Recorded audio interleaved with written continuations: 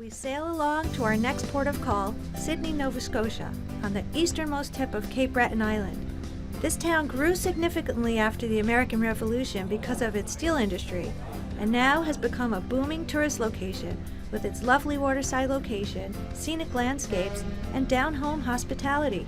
Here, my local guides have arranged a visit to historic Louisbourg and the Louisbourg Seafoods, home to Mira Bay and the famous snow crabs, and where Chef 𝐼𝐢𝐫𝐷 of Governor's Pub and Eatery gets most of his fresh seafood that I'm going to try later on in the day.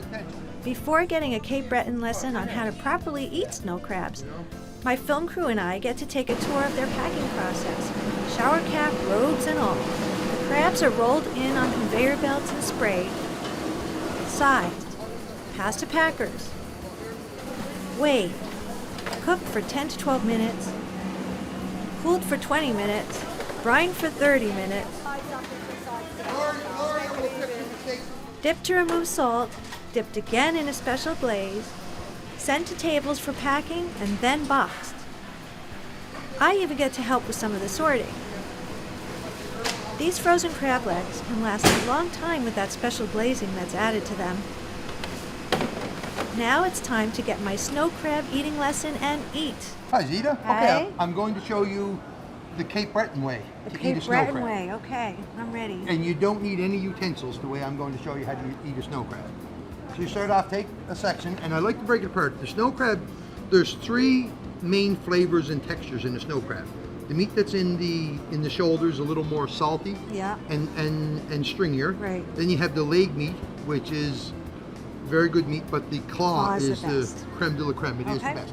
Okay, so to start, turn upside down so you see how each leg is connected to a knuckle, then to the body. Well, hold your finger under the knuckle and crack it off, leaving the knuckle on the body. And just go right along. It gets harder when they get bigger. I'm going to skip that one for the You're moment. going to skip that one for the moment. I'm breaking everything. You like some help? Nope. There you do go. it. Maybe this one. Thanks. Okay, so the shoulder, because there were 5 legs, it has 5 separate compartments, and you can just tear those apart.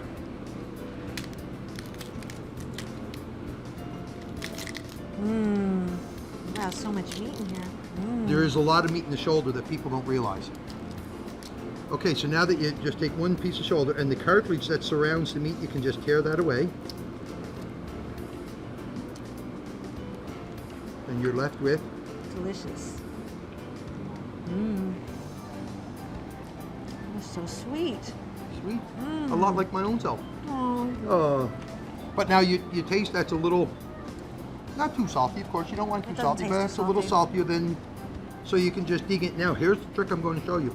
On the claw, take the biter Oh. a couple times. That's connected with the cartilage Okay. inside the meat. So do Right. this to work it. Okay, now just snap it out. Now, I didn't get the meat though. no, that's good. The meat That's would, good? sometimes Okay. it comes, sometimes it doesn't. Okay. But, no, the reason I tell you that is you're going to use that as your pick, Oh, I see. Good idea. right? So you can get down in the shoulder Pick out all that's left in there. and How pick out everything delicious. that's in there. Derek sure makes this look easy and without any utensils. I hope I remember this. Oh yeah, good thing I have it recorded. That works well. Very well. You know, it's not all fish that comes with its own utensils. That's true. So if you take this piece of shell, and you see how it goes up and it's rounded in a little? The shell is pretty soft, but if you just break that round part off. So it should just come out? Wow. Beautiful. Because the cartilage is gone, and if you've ever eaten any kind of a shellfish that you cooked at home, the key to cooking shellfish is as soon as it comes out of the hot water, immerse it in cold water right away. And that stops the cooking process, Right. and the meat sort of just Okay, so shrivels that's... for a bit and separates from the shell. Right. So if it's still stuck to the shell, it wasn't cooled down. Now this part this is very good. A little stringier texture. Sweet again. Oh, this crab is so good. So if you're like me and love crab legs, but have always been a bit confused how to eat them, just watch this.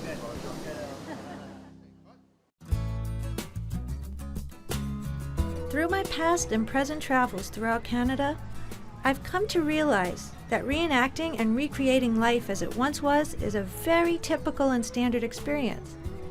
The Fortress of Louisbourg is one of those, and here at this recreated 18th century French fortified town, I'm brought into the engineer's kitchen where costume ladies act out the making and preparing of hot chocolate as the luxurious item used to be enjoyed.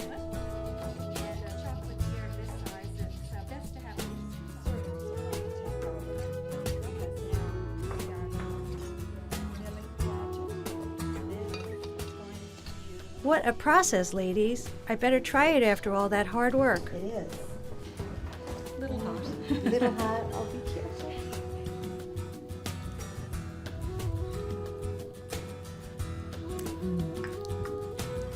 It is really good.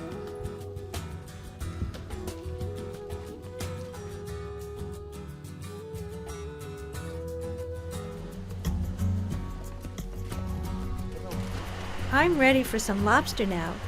And before heading back to the Governor's Pub and Eatery restaurant, Chef Arden shows me the day's haul of lobsters. Look at the size of some of those guys, or girls. They are feisty, straight out of the Atlantic Ocean.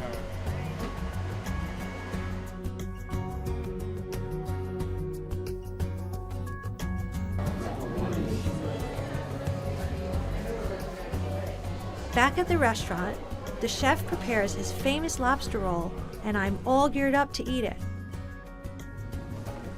As crazy as it sounds, with all the foods I've tried and eaten, I've never had a lobster roll. Some garlic, a little bit of sea salt, fresh ground, nice texture, a little crunch, and we do it really, really fine with it.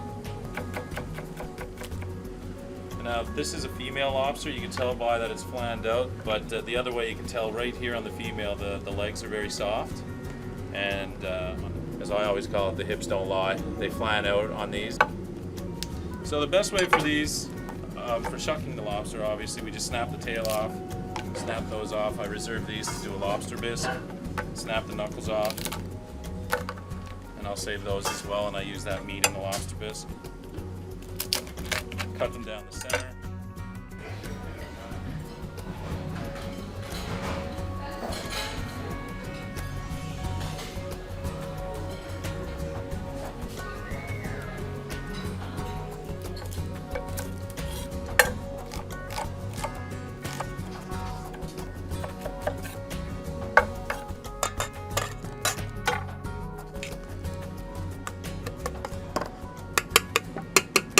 It's starting to get quite busy in here, but since the chef went out of his way to not only show me where he sources his seafood, and then took the time to make me the special dish, I just have to have a toast with him, and what's better than local beer and wine? Chef Arden, I really appreciate you taking the time. It's getting really busy, I know. Yeah, with the cruise ship in today, it's getting busy fast. So thanks for sitting with me and telling me a little bit about your restaurant and you and my pleasure. Eating my lobster roll. Yeah. I'm looking forward to that. So the name of your place is It's Governor's Pub and Eatery, yes. Right, and you did the whole place. Had this been the governor's house? It was actually the first mayor of Sydney, Walter Crow's home, and then it was converted into apartments at one time, and then it was a French restaurant called 𝐒𝐿𝐻 back in the 70s, and then in 1990 it became Governor's. I see. So, and you've been here Since the whole 92, time? I bought it in 1992, yes. Yeah, and the big thing here you told me is about all locally sourced Yes. everything, pretty much? Pretty well. Again, mentoring under my father and living in a small town, the majority of the food in the restaurant, being a seasonal restaurant, came from local farmers and fishermen. So it was natural for me, and it was just automatic to do that. I have a bunch of beers here. Yeah, that's from our new local brewery. It's called Big Spruce. It's an organic brewery. They grow 80% of their product on their farm, except for the hops, and they're hoping by 2014 to have full hop production on the farm. So everything will be grown here in Nyanza, just outside of Sydney. We pair them with food. I actually braise my ribs. I slow braise them in his serial killer stout. Oh wow, that's this one, huh? Yeah. Serial killer stout. Yes, it Yeah. is. I think the name alone wants you to try that one. Well, and then we have a wine here from local as well. From Yeah, Nova it's a Nova Scotia wine. It's called Nova 7. It's aromatic. It's featured every summer and usually sells out very quickly. So I definitely stock up on that supply to get me through the season. Well, want to have a little toast first? Cheers. Just want to try that.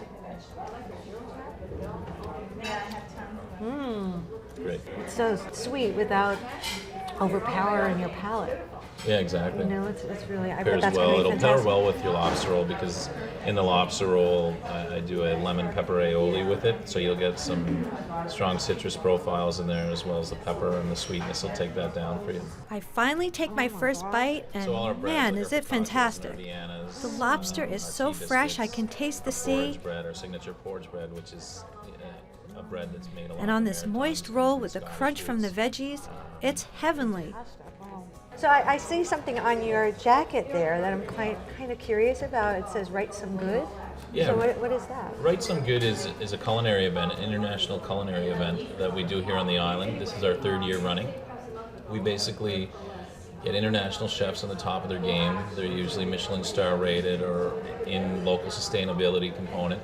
We bring them to the island. We pair them with an up-and-coming rising culinary star where we get them to compete across culinary schools in Canada, and we pair them with that. So they're the showcase on the stage. They're pop-up venues in iconic locations around the island, being the #1 most beautiful island in North America, #3 in the world. We showcase areas that people generally don't see. And we do a venue, pops up, we have a 48-foot traveling kitchen. First year we did 10 in 11 days. Now we backed it off because we were doing one every single day. And we called it the Culinary Olympics. We were just working like 20 hours a day, mobile, and they're pop-ups, so they're tents, and they basically make a full venue. Yeah. So one last thing before you go back to your busy place, which would be your favorite pairing for your lobster roll? I would definitely do the Nova 7. I agree. So thank you again. Oh, you're very welcome. Thank you. Toasting with the Nova Scotia Moscato is an absolutely delicious finish.